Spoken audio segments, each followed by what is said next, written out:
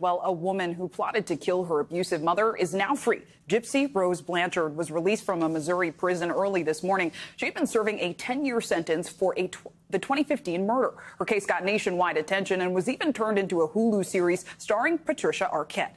NBC News correspondent Jesse Kirsch is following this one for us. So, Jesse, this case has a lot of twists and turns. Can you just remind our viewers about the Gypsy Rose Blanchard case?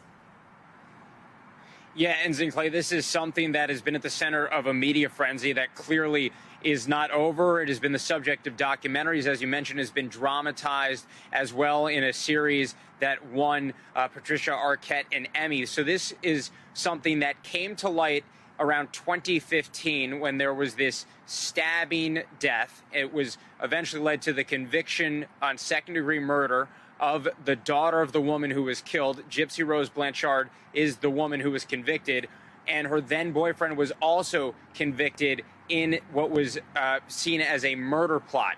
But what came to light during all of this is that, according to Blanchard, for years she had allegedly been the victim of abuse by her mother, forced to pretend that she had illnesses that she did not actually have. For example, she talked to Dr. Phil at one point and said that her mother shaved her head and forced her to use a feeding tube for food. She was allegedly forced to be in a wheelchair. She was allegedly forced to take medication that destroyed her teeth. And this is all a series of things that, again, came to light throughout the course of this case. And this is something that appears to have been tied to a mental illness and a form of child abuse on the part of her mother, something that is referred to as a specific type of illness. And that's something we're going to be diving into a little bit more later. She spoke exclusively to People magazine on the eve of her release today. And so we're going to have more on that coming up later on today, Clay. All right, Jesse Kirsch, important reporting. Thanks so much.